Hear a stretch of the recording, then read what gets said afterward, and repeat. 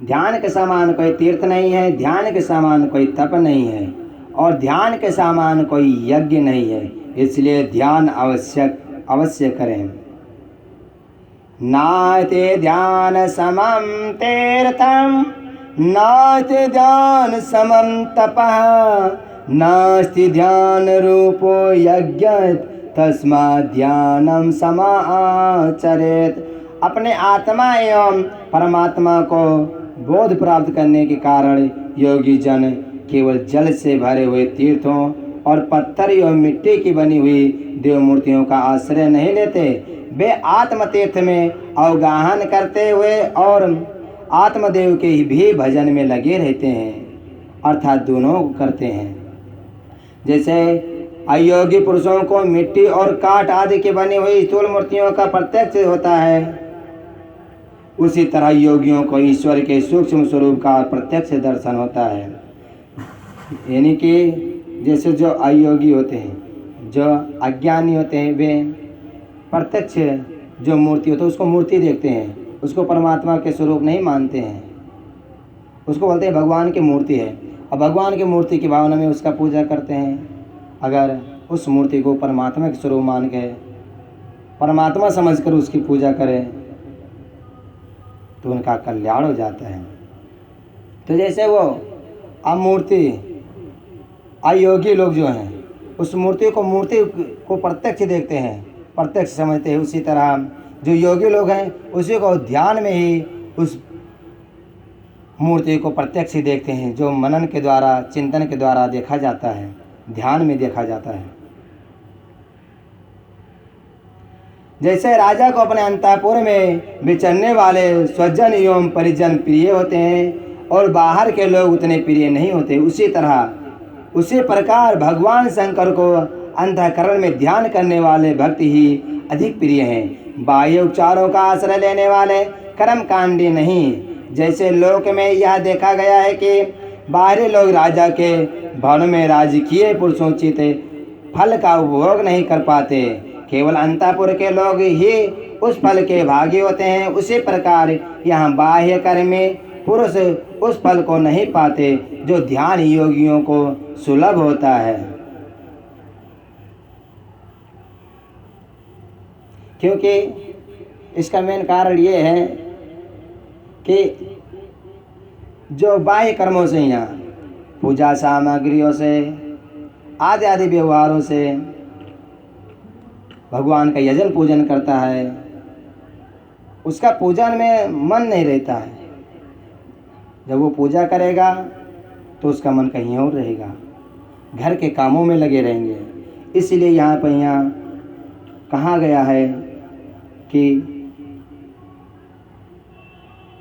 जो बाह्य कर्मी यानी कि नाना प्रकार के सामग्रियों से बाहर से उनकी पूजा करते हैं, उनको वो फल नहीं मिलता जो ध्यान योग से प्राप्त होता है।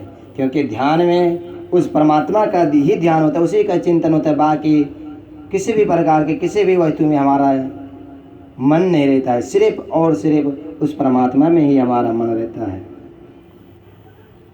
ज्ञान योग की साधना के लिए उद्यत हुआ पुरुष यदि बीच में ही मर जाए तो भी वह योग के लिए उद्योग करने मात्र से रुद्रलोक में जाएगा। वहाँ दिव्य सुख का उपभोग करके वह फिर योगियों के कुल में जन्म लेगा और पुनः योगियों ज्ञान योग को पाकर संसार सागर को लाग जाएगा।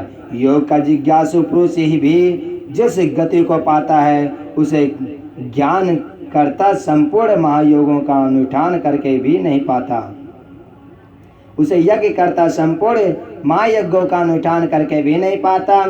करोड़ों वेद वेदता विद्वजों की पूजा करने से जो फल मिलता है वह एक शिव योगी को भिक्षा देने मात्र से प्राप्त हो जाता है।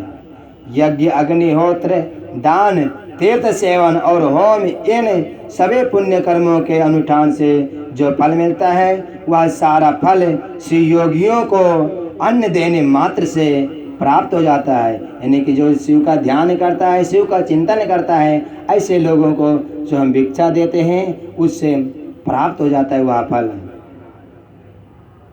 जो मूल मानव शिव योगियों की निंदा करते हैं वे श्रोताओं सहित नरक में पड़ते हैं और प्रलय काल तक वहीं रहते हैं। श्रोता के होने पर ही कोई शिवयोगियों की निंदा का वक्ता हो सकता है। इसलिए महापुरुषों के मत में उस निंदा को सुनने वाला भी महान पापी और दंडनीय है। जो लोग सदा भक्ति भाव से शिव योगियों की सेवा करते हैं वे महान भोग पाते और अंत में शिव योग की भी उपलब्धि कर लेते हैं। इसलिए भोगार्थी मनुष्य को चाहिए कि वे रहने को ईंधन, खान पान, शैया तथा ओढ़ने बिछोने की सामग्री आदि देकर सदा शिव योगियों का सत्कार करे। योग धर्म सार अर्थात अत्यंत प्रबल है, अतः पाप रूपी मुद्गरों से उसका भेदन नहीं हो सकता। योग धर्म और पाप मुद्गर में उतना ही अंतर समझना चाहिए जितना वज्र और तंडुल में। अतः योगी जन पापों और ताप समूहों से उसी तरह लिप्त नहीं होते जैसे कमल का पत्ता पानी से। शिवयोग परायण मुनि जिस देश में नित्य निवास करता है वह देश भी पवित्र हो जाता है। फिर उसकी पवित्रता के विषय में तो कहना ही क्या है। अतः चतुर्युग विद्वान पुरुष सब कृत्यों को छोड़कर संपूर्ण दुखों से छुटकारा पाने के लिए शिवयोग का अभ्यास करे। जिसका योग फल सिद्ध हो गया है वह योगी यथेष्ट भोगों को पाकर समस्त लोगों की हित कामना से संसार में विचरे अथवा अपने स्थान पर ही रहे या विषय सुख को अत्यंत तुच्छ समझकर छोड़ दे और वैराग्य योग से स्वेच्छापूर्ण कर्मों का परित्याग कर दे। जो मनुष्य बहुत से अरिष्ट देखकर अपनी मृत्यु को निकट जान ले उसे योग अनुष्ठान में संलग्न हो शिव क्षेत्र का आश्रय लेना चाहिए। वह मनुष्य यदि धीर चित होकर कहीं निवास करता रहे तो रोग आदि के बिना भी स्वयं ही प्राणों का परित्याग कर सकता है। अनशन करके शिव अग्नि में शरीर की आहुति देकर अथवा शिव तीर्थ में अवगाहन करते हुए अपने शरीर को उन्हीं के जल में डालकर शिव शास्त्रोक्त विधि से जो अपने प्राणों का त्याग करता है वह तत्काल मुक्त हो जाता है। इसमें अन्यथा विचार करने की आवश्यकता नहीं है। अथवा जो रोग आदि से विवश होकर शिव क्षेत्र की शरण लेता है